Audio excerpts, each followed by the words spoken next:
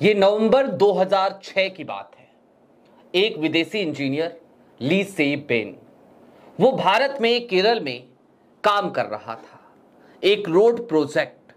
और उस road project में जब वो सुपरवाइज कर रहा था तो उसे भारत में करप्शन से दो चार होना पड़ा। वो अपने देश वापस लौटता है और अपनी जान दे देता है।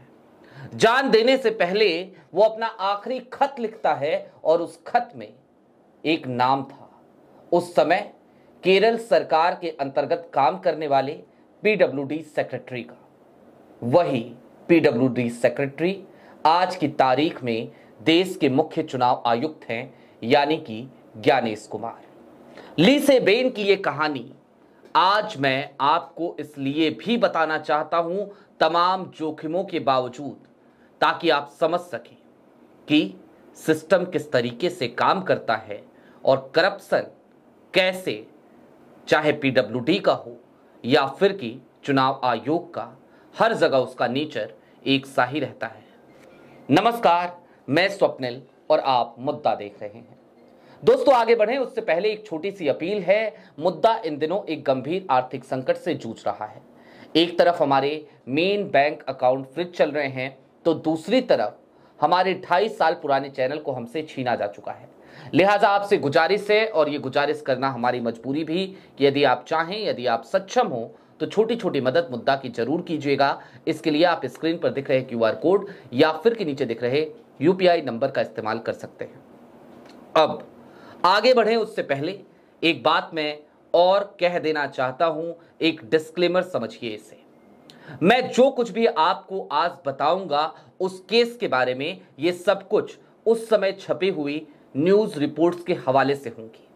हालांकि एक जांच भी बैठाई गई थी और उस जांच का आज तक क्या हुआ ये किसी को पता नहीं है। कोई भी रिपोर्ट पब्लिक डोमेन में फिलवक्त उपलब्ध नहीं है। हम इसको लेकर RTI लगा रहे हैं। RTI से जो जवाब आएगा वो भी आप तक जरूर पहुंचाएंगे। अब आगे बढ़ते हैं और सबसे पहले आपके स्क्रीन पर हिंदुस्तान टाइम्स की एक हेडलाइन है। यह हेडलाइन 27 नवंबर 2006 को प्रकाशित हुई खबर की है, जिसमें लिखा गया है, सुसाइड नोट एम्ब्रेसेस केरला। इसके बाद इसी खबर का एक हिस्सा मैं आपको दिखाना चाहता हूं। The government caught on the wrong foot has shifted PWD secretary Gyanesh Kumar and asked the Vigilance Department to prove the financial irregularities in the project. Lee has named a number of officials, including the PW secretary, in his last letter. कुल मिलाकर आप समझ सकते हैं, PWD secretary यानी कि ज्ञानेश कुमार का नाम उसकी आखिरी चिट्ठी में था। उसने कई लोगों के साथ ज्ञानेश कुमार को भी ब्लेम किया था। ज्ञानेश कुमार PWD सेक्रेटरी हुआ करते थे केरल के। उसके बाद पहली कैजुअलिटी जो हुई, पहला जो एक्शन हुआ, वो उस समय की केरल सरकार ने ज्ञानेश कुमार के ऊपर ही लिया।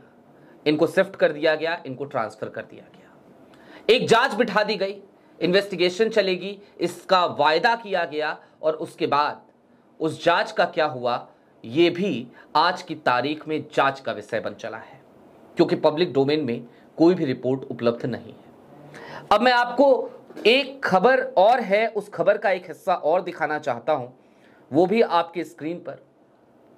After the incident the government has followed the usual practice of transferring a few employees and ordering a probe that will possible be buried in time. सीधे तौर पर लिख दिया गया था उस समय ही कि जो प्रोब शुरू किया गया है, जो इन्वेस्टिगेशन शुरू की गई है, वो समय के साथ दफन कर दी जाएगी। ली से Ben used to supervise the project work from his office and his colleagues here are yet to come to terms with the tragedy. Lee's colleague however don't want to spoke on camera as they have got orders from above. ऊपर से उनको order मिल चुका है और इसलिए जो ली के सहयोगी हैं वो कैमरे पे बात करने से कतराने लगे हैं। एक विदेशी इंजीनियर जो भारत में आया तो था, वर्ल्ड क्लास रोड बनाने के लिए। जी हां, वो ईमानदारी से अपना काम भी कर रहा था, लेकिन करप्शन का आलम ये कि उस इंजीनियर को अपने एम्प्लॉइज तक पैसे देने में दिक्कत हो रही थी, क्योंकि केरला गवर्नमेंट के तमाम ऑफिशियल्स उसे पेमेंट नहीं कर रहे थे। पेमेंट क्यों नहीं कर रहे थे? उसके पीछे कई शर्तें थी, और वो शर्तें करप्शन से जाकर जुड़ती थी। फिर ली सेबेन अपने जब घर पहुंचते हैं, मलेशिया पहुंचते हैं, तो एक दिन अचानक अपने घर से बाहर निकलते हैं और वो एक पेड़ पर लटक जाते हैं। ये करने से पहले उन्होंने एक चिट्ठी लिखी और उस चिट्ठी में अपने साथ हुई तमाम ज्यादतियों का जिक्र किया और उन गुनहगारों का नाम भी लिख डाला जिन्होंने उन्हें इसके लिए, इस हरकत के लिए मजबूर किया था। लेकिन जरा सोचिए ये कैसा सिस्टम है। ली सेबेन आज इस दुनिया में नहीं रहे। उनके मौत की जांच आज तक भारत में सही तरीके से नहीं हो सकी। ये बात हम दावे के साथ इसलिए भी कह सकते हैं क्योंकि पब्लिक डोमेन में अभी तक कोई भी जानकारी इस संदर्भ में उपलब्ध ही नहीं है। दूसरी तरफ ज्ञानेश कुमार, जो उस समय पीडब्ल्यूडी सेक्रेटरी हुआ करते थे, जिनका नाम उस नोट में था, वो प्रमोट होते होते आज की तारीख में देश के मुख्य चुनाव आयुक्त बन चुके हैं। ये असाधारण उपलब्धि है उनकी। अब जरा थोड़ी देर के लिए और ठहरिए और इस बात को समझने की कोशिश कीजिए।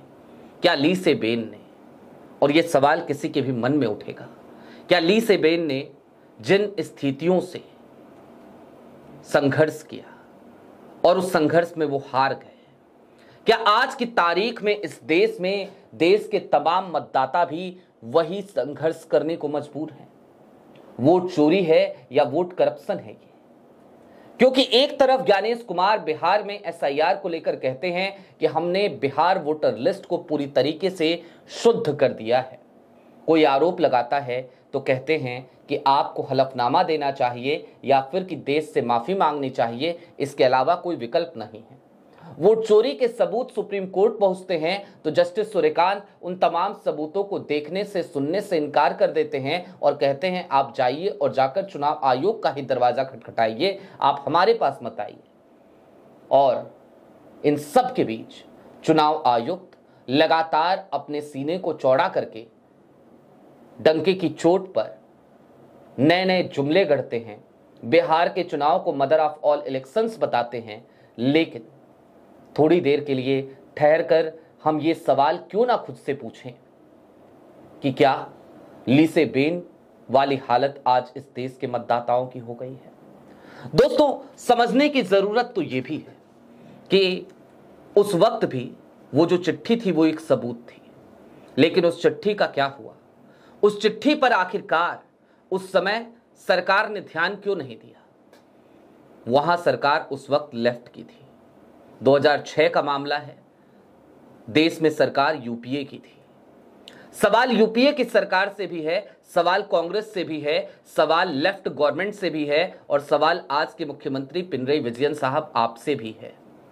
आप एसआईआर के खिलाफ संशोधन तो पारित कराते हो अपने विधानसभा में, लेकिन क्या आप उस विदेशी इंजीनियर की उस फाइल को, जो 2006 की फाइल है, एक बार फिर से खोलकर, टटोलकर उन तमाम साक्ष्यों को देखेंगे, ताकि ली सेबेन के गुनहगार वो जो भी थे, हम सिर्फ ज्ञानेश कुमार का नाम नहीं ले रहे, उनका नाम तो ली सेबेन ने लिखा था, वो जो भी गुनहगार थे, जितने भी गुनहगार थे, उनमें से जो अभी भी हैं इस दुनिया में, उनको कम से कम सलाखों के पीछे तो पहुंचाइए विजयन साहब। यह जिम्मेदारी आपकी है, क्योंकि मुख्यमंत्री आज की तारीख में केरल के आप हैं, तो सवाल आपसे है। एक आरटीआई में लगा जरूर रहा हूं, लेकिन मुझे उम्मीद है कि केरल गवर्नमेंट उसका कोई माकूल जवाब शायद ही देगी। और ऐसा इसलिए भी है क्योंकि ये एक बड़ा गेम प्लान है, ये एक बड़ा इंसिडेंट है, ये एक ऐसा इंसिडेंट है जिसके खुलने के बाद, जिसके सामने आने के बाद पूरे देश में एक फजीयत होगी, लिहाजा शायद ही मुझे जवाब मिल सके। और ये खबर आज करके शायद मैंने एक बहुत बड़ा जोखिम फिर से मोल लिया है, लेकिन मुझे दर्शकों पर भरोसा है, अपने दर्शकों पर जो हमारे साथ रहते हैं। न्यायपालिका हमें कितना भी निराश करे, हमें उस न्यायपालिका पे भी भरोसा है, लिहाजा मैंने ये जोखिम मोल ले लिया। सच्चाई तो ये है कि ऐसी ही खबरों को करने की वजह से इससे पहले का हमारा चैनल हमसे छिन गया, हमारे अकाउंट्स भी फ्रीज हुए।